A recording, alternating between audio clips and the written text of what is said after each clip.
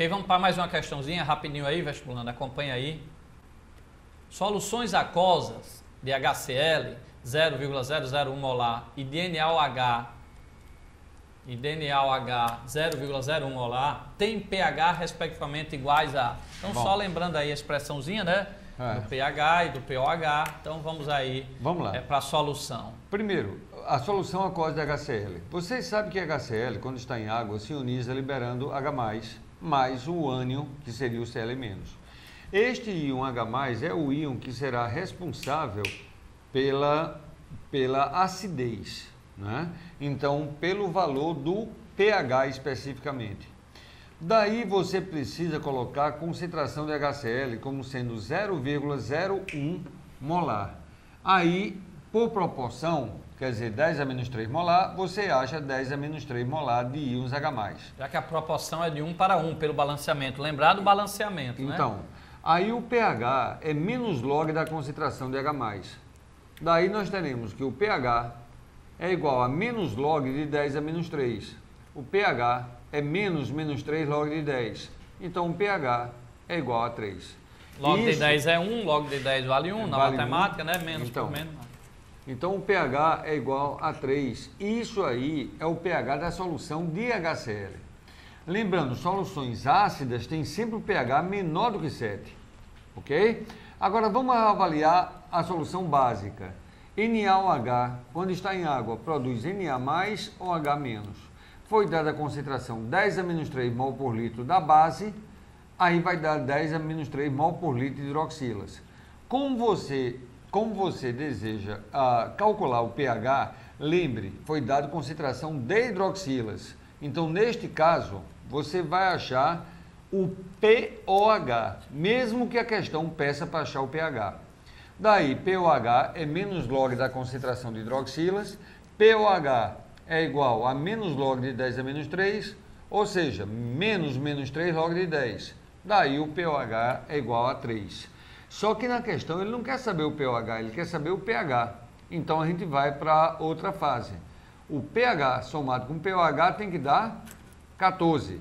Toda a vida, isso considerando a 25 graus Celsius. Então, o pH mais 3 é igual a 14. Daí você tira que o pH é igual a 11. Lógico, solução básica, pH acima de 7. Solução ácida, pH abaixo de 7. Então, resposta 3 e 11, letra B.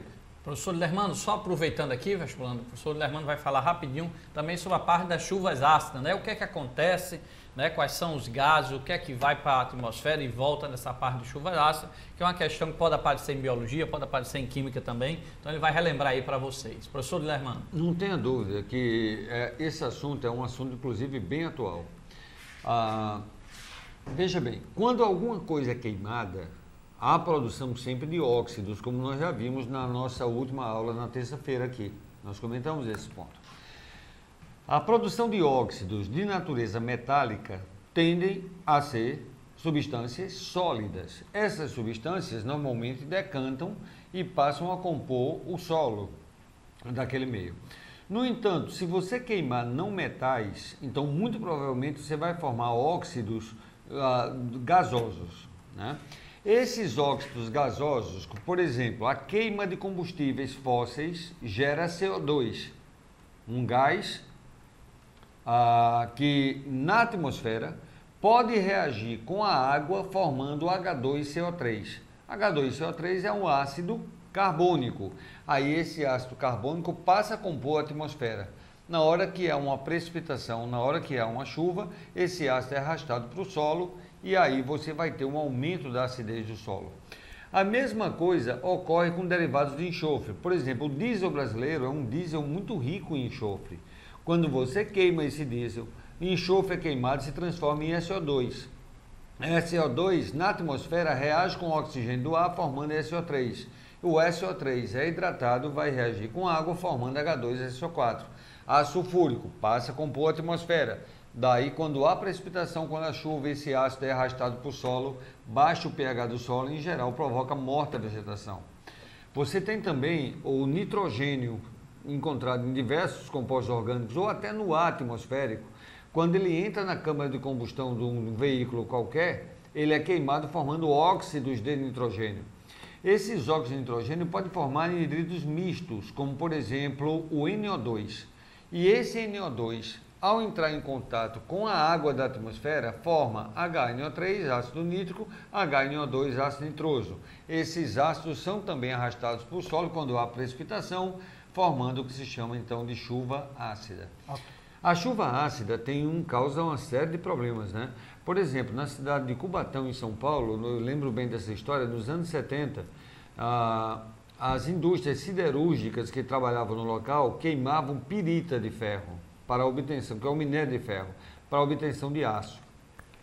Na queima da pirita, o enxofre que existe, é FS2 a pirita, o enxofre que existe era lançado na atmosfera na forma de SO2.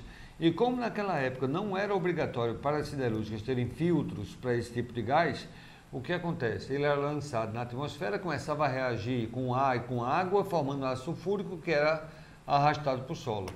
Muito bem, este ácido sulfúrico, baixo o pH do solo, começa a matar toda a vegetação da Serra do Mar.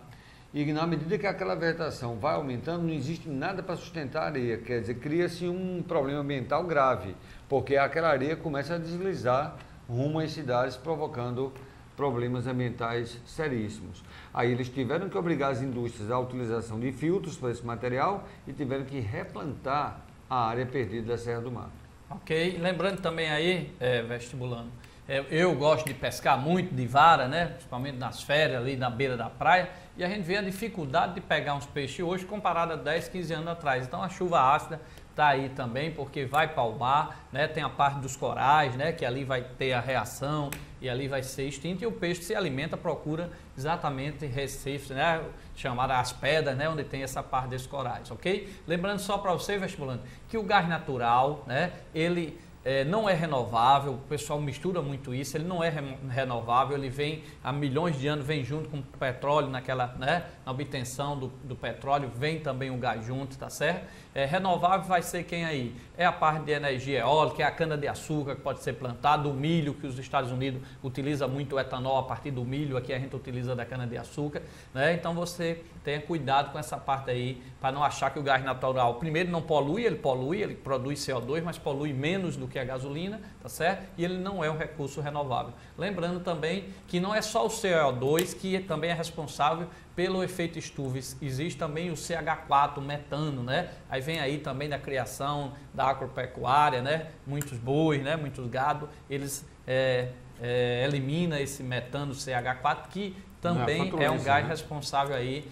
pela parte do efeito estufa, tá certo? Professor Toninho do Contemporâneo, né? Essa parte de agropecuária que ele gosta muito, acompanha sempre festa do boi, esses leilões, então tem que ter esse cuidado também, agropecuária, que também termina contribuindo com a parte do efeito estufa. Vestibulando, vamos agora para uma questão de separação de mistura aí